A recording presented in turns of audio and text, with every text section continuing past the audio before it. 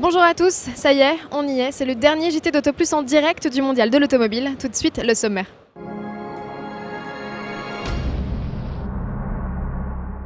Les compacts 3 portes débarquent au Mondial, focus sur deux nouveautés coréennes chez Kia et Hyundai. Stand Hyundai qui accueille également le nouveau Santa Fe. Nous irons donc par la suite découvrir son rival désigné, le Honda CR-V. Focus ensuite sur le RCZ et sa déclinaison R, mais tout de suite commençons par vos voitures préférées au Mondial. Auto Plus et RTL ont organisé simultanément pendant près d'un mois une élection, objectif élire vos coups de cœur du salon 2012. 40 modèles sélectionnés répartis en 4 catégories et voici les résultats. Carton plein pour Renault, le constructeur français décroche un trophée dans les catégories voitures de série et voitures vertes. Les internautes ont préféré d'une courte tête la Clio à la Mercedes classe A. La victoire de la Zoé est plus nette avec 51% des suffrages contre 17% pour la Fisker Karma. Écoutons sans plus attendre la réaction de l'un des gagnants. Effectivement, recevoir 2 prix le même jour dans le cadre du même concours, surtout sur la base des votes des visiteurs, je trouve ça remarquable puisque ce sont les vrais clients potentiels qui s'expriment. Et c'est vrai que c'est aussi une récompense pour le leadership de Renault. Il se trouve qu'au mois de juillet de cette année, Renault a été l'entreprise automobile au monde qui a vendu le plus de véhicules électriques. Nous sommes depuis plusieurs mois les leaders européens de vente des véhicules électriques. Et donc petit à petit, l'ensemble des consommateurs reconnaissent que c'est nous qui avons une longueur d'avance dans ce domaine. Et Renault Zoé, qui est la première voiture 100% conçue pour être un véhicule électrique, pas un dérivé d'un autre véhicule, est en train de marquer la différence par son design, par le niveau d'aboutissement de sa conception et par ses performances. Et je suis extrêmement heureux que les clients potentiels le reconnaissent. Côté concept car, l'Onix de Peugeot rafle la mise en obtenant presque le double de votes comparé à la Citroën numéro 9. Enfin, dans la catégorie voiture des enfants, vos chères têtes blondes ont élu à l'unanimité la Ferrari F12 Berlinetta. Le Peugeot RCZ n'aura donc pas séduit les bambins, et pourtant le coupé avait mis tous les atouts de son côté puisqu'il s'offrait pour ce mondial de l'automobile une toute nouvelle robe. Les adultes tomberont peut-être, eux, plus sous le charme. Le petit coupé RCZ, qui chasse sur les terres de l'Audi TT, ne manque pas d'arguments, à commencer par son design bien à lui. Pour ce mondial, il se fait restyler après 2 ans de bons et loyaux services. La chirurgie plastique n'est pas trop lourde, et c'est principalement la face avant qui se modernise pour s'adapter au nouveau canon esthétique de la marque, et notamment la 208. Si les motorisations ne changent pas pour l'instant, avec une puissance culminant à 200 chevaux, le concept RCZ-R exposé sur le stand préfigure cependant l'avenir proche, avec 260 chevaux sous le capot et un autobloquant entre les roues avant. Cette version plus puissante arrivera bien en concession, mais pas avant 2013.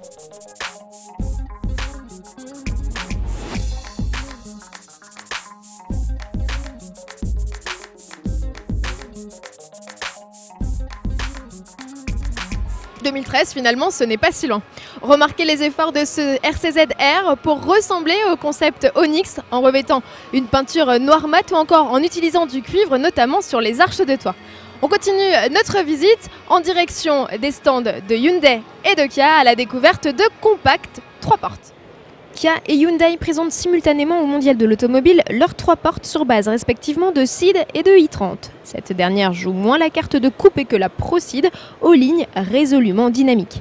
La i30 3 portes a toutefois le droit à un design plus agressif que la classique berline avec notamment une calandre alvéolée et des boucliers gonflés. Sous le capot, en revanche, pas de changement, la 3 portes conserve les 4 blocs développant de 90 à 128 chevaux. Les 2 diesels profitent du start-stop et de pneus à faible résistance au roulement pour optimiser rejet de CO2 et consommation. Côté équipement, Hyundai devrait proposer les standards, clim et autoradio et proposer en option des nouveautés dérivées de la i40 comme le volant chauffant ou le système de navigation tactile 7 pouces, arrivé fin 2012. Chez Kia, en revanche, la Pro Ceed se positionne en véritable alternative coupée et pas seulement une dérivée 3 portes. C'est à l'arrière que les changements se font les plus visibles avec des ailes bodybuildées, des feux différents, une ligne de toit plus basse et un haillon plus incliné. Dans l'habitacle, outre des notes laquées noires, la Pro Ceed reçoit pédalier alu et siège sport. Si Kia offre les mêmes mécaniques essence et diesel sur la Ceed que sur la Pro Ceed, le constructeur ne cache pas ses ambitions. Son souhait, disposer de sa GTI, une version plus puissante de la Pro Ceed n'est donc pas à exclure, commercialisation en fin d'année. Chez Hyundai, l'autre nouveauté aux côtés de la i30 3 portes, c'est le Santa Fe. Le tout-terrain de 3e génération vous est présenté par Cyril Biotto. Sur le stand Hyundai, la principale nouveauté, c'est elle, la troisième et toute nouvelle génération de Santa Fe. Plus grand que son prédécesseur de 3 cm, il adopte un design plus agressif qui reprend le langage stylistique des dernières i30 ou Veloster. Placé au-dessus de l'iX35, le Santa Fe est d'office proposé avec 7 places et n'a droit qu'à une seule motorisation pour la France, un 2 litres de diesel de 197 chevaux. Un bloc diesel de 150 chevaux a été évoqué, mais il n'est pas présent au lancement. Pour la première fois, le Santa Fe sera disponible au choix en 2 ou 4 roues motrices, la boîte automatique n'étant disponible qu'avec la transmission intégrale. La version 2 roues motrices émet 147 grammes par kilomètre de CO2, soit 32 moins que la génération précédente en 4 roues motrices, et se contente d'un malus de 200 €. Cette variante d'appel débutera en tarif à 35 900 € en finition Sensation. Le nouveau Santa Fe est d'ores et déjà disponible en concession.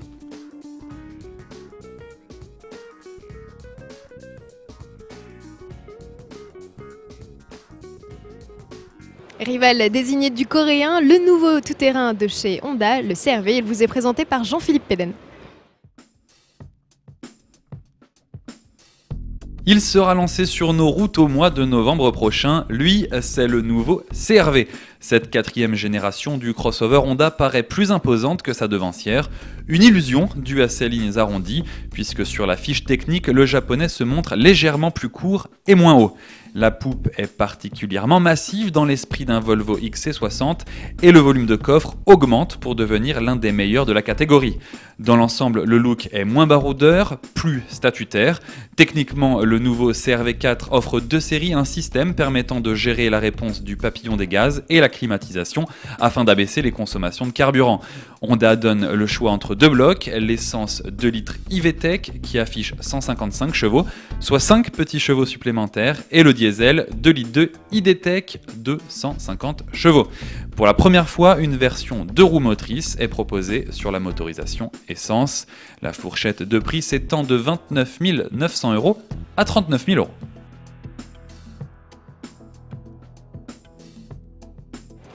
Le carnet de commandes est donc ouvert pour ces 2 baroudeurs, avis aux intéressés. On termine ce JT avec le dernier extrait de l'interview RTL Auto Plus qui sera présente dans ce JT. Aujourd'hui, c'est Serge Naudin, le président du directoire BMW France, qui répond aux questions de Christophe Bourou et Laurent Capello.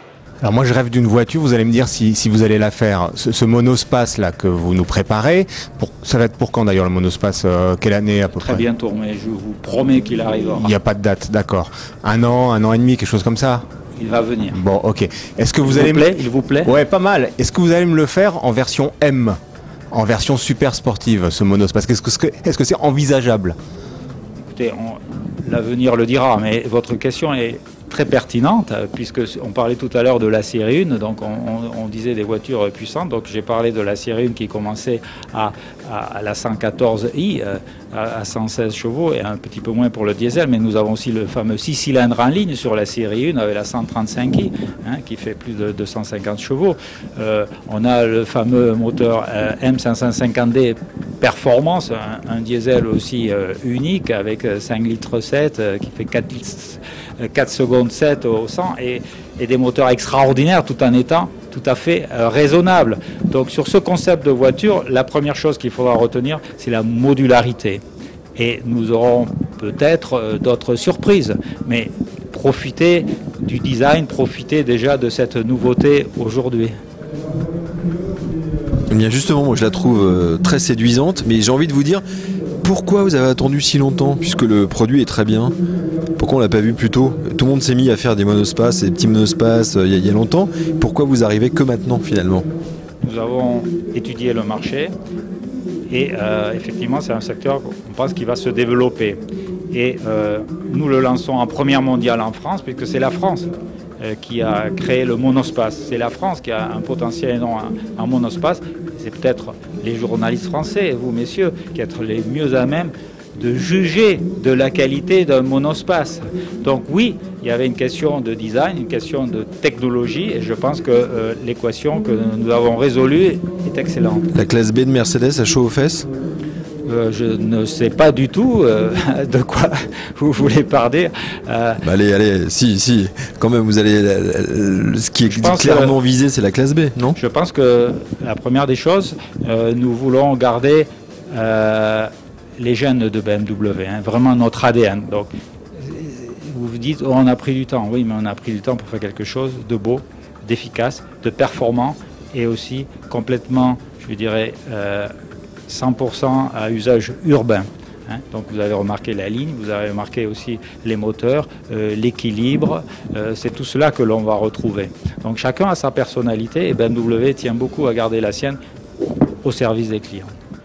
Une interview à retrouver sur les sites rtl.fr et autoplus.fr avec l'ensemble des entretiens réalisés durant toute cette quinzaine par Christophe Bourroux et Laurent Capello. Voilà, le JT d'autoplus.fr en direct du Mondial de l'Automobile, c'est bel et bien fini. Ne soyez pas tristes, on se retrouve dès lundi en studio pour résumer l'actualité automobile et pour revivre tous les meilleurs moments du Mondial de l'Auto. Une adresse autoplus.fr. Bon week-end à tous.